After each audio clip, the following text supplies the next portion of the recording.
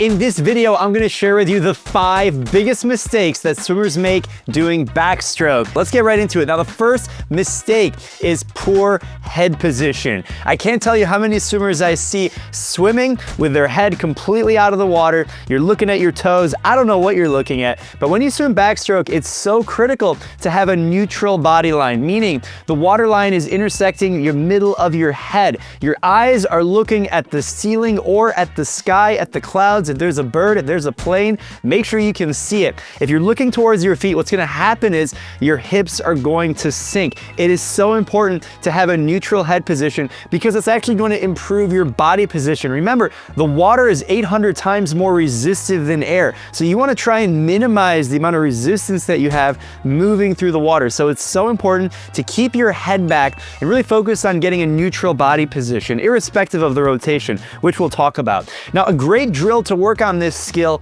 is swimming with a cup on your head. Yes, take a cup, a water bottle, whatever you have, fill it halfway full with water and balance it on your head. Now, an easy way to start with this drill is just by floating and kicking. Have your arms at your side, start out at the side of the pool and put the cup right on your forehead and start to kick. Really focus on balancing. Once you've found your balance, go ahead and start taking some arm strokes. The more stable you can keep your head, the more efficient your stroke is going to become, and you're going to reduce the amount of resistance that you have in the water. Now, the second biggest mistake is hand entry and exit. And what I mean by this, a couple different things. So when you exit the water in your stroke, you need to exit with your thumb first. Even the most experienced swimmers somehow get this wrong, and it happens over practice. So you need to practice exiting the water with your thumb first, and you need to have your arm straight on the recovery. A lot of swimmers can swim really fast and their elbows are bent and all over the place. Above the water, your arm should be absolutely straight, leading with your thumb, and as you rotate and you dip that shoulder underwater, then you're gonna rotate and you're gonna enter the water with your pinky first. At 11 o'clock and 1 o'clock, just outside of your shoulder width. Now, the entire time your arm is out of the water, it needs to be straight. So how can you focus on this proper mechanics of the rotation? And so the first thing, I love this drill, 3 strokes and 12 kicks.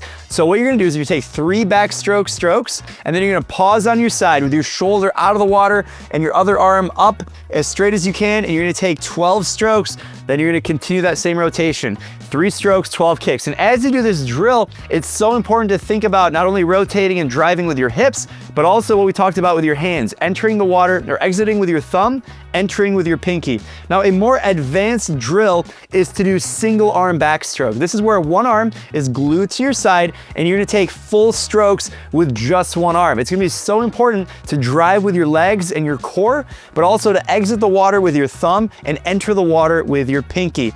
Huge mistake is swimming with bent elbows over the water and entering the water with all sorts of parts of your hand that you're not supposed to. Now, the third biggest mistake is having a straight arm pull. There are so many swimmers who are really powerful and strong, and they muscle through the water with a straight arm underwater pull. Now, similar to freestyle in all of our strokes, we want to have an early vertical forearm, meaning we're bending our elbow underneath the water. Remember, above the water, our arm is straight. Below the water, we've got to bend that elbow. So as soon as your pinky enters the water just outside shoulder width, you need to make sure you're bending your elbow. Now, how do you bend your arm? A great drill is to do double arm backstroke. Sometimes we rotate too much or too little and our arm is straight, but when you swim backstroke with both arms at the same time, you really have to bend your elbow and really pull the water in a little bit more of a shallower pull pattern because you can't rotate, right? You're taking both arms, you're stroking at the same time, and you're really focusing on pulling with power with a bent elbow. So really important skill right there. Now, the fourth biggest mistake is swimming with a slow tempo. If you want to swim backstroke fast, you've got to train fast. And even if you're not trying to compete in a competition in backstroke, you need to train your body at an elevated tempo. You need to get your arms moving faster. So how can you do that? Here's a great drill I would really like. It's called spin drill. Now, a spin drill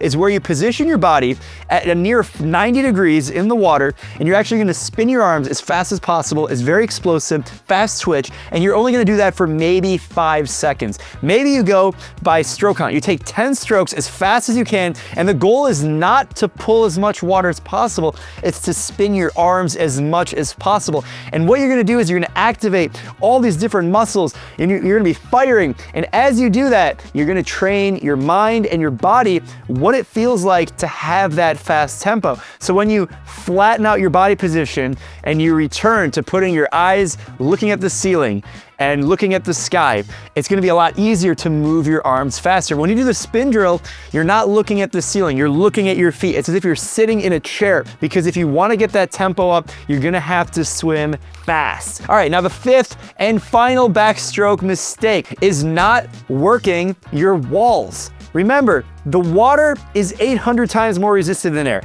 Whether you swim backstroke, breaststroke, butterfly, or freestyle, you're moving through this medium that is so slow. The fastest you move is in streamline off the wall. You're like a torpedo moving through the water. And so it's important that you maximize your momentum and speed off the wall. Now, this applies whether you're a competing swimmer or you just swim backstroke for fitness, because it's important to maintain your momentum off the wall and carry that into the stroke. Now, if you're trying to compete in the 50, 100, or 200 backstroke, even in the individual medley, this will make or break a backstroker. In short course swimming, 60% of the race is done underneath the water. So if you're not able to perform on your walls and not working them consistently, it's not gonna work out for you. So how do you build your underwater dolphin kick? How do you build the fifth stroke of swimming? Now, the first skill is something I like to call eyes on the prize. Now, oftentimes when I see and I analyze strokes underneath the water, swimmers will push off the wall underwater and you'll be looking at your feet. You know, our first mistake here, that head position needs to be neutral, and you need to find the flexibility to flatten out your body so that way your eyes are on the prize, and the prize being the ceiling or the sky. And when you push off underwater on your back, you should be able to see through the water, and you should be able to see the ceiling clearly. And if you're not able to do that, it means your head position and your upper body position is not correct, and you're forcing yourself up to the surface of the water potentially sooner than you need to, and you're causing more resistance. Now, another thing that I like to recommend is building every 25 or 50 underwater. So if you're in a long course pool, it's a 50. If you're in a short course pool, it's a 25. What I mean by that is if you're doing 450s or 4 100s or 850s, your goal is to gradually add dolphin kicks every single repetition and really develop your body so that you can always work your walls even under fatigue. Very, very important skill. Now, if you've made it this far in the video, it means you're serious about improving your swimming and leveling up your skills. Now, if you want to work with myself and our team, you can apply the link below. We can show you exactly which drills to do, when, where, analyze your technique, and everything that you need to swim faster. Now, if you've really enjoyed this video, I know you're going to love this one right over here. So check it out. I'll see you over there, and happy swimming.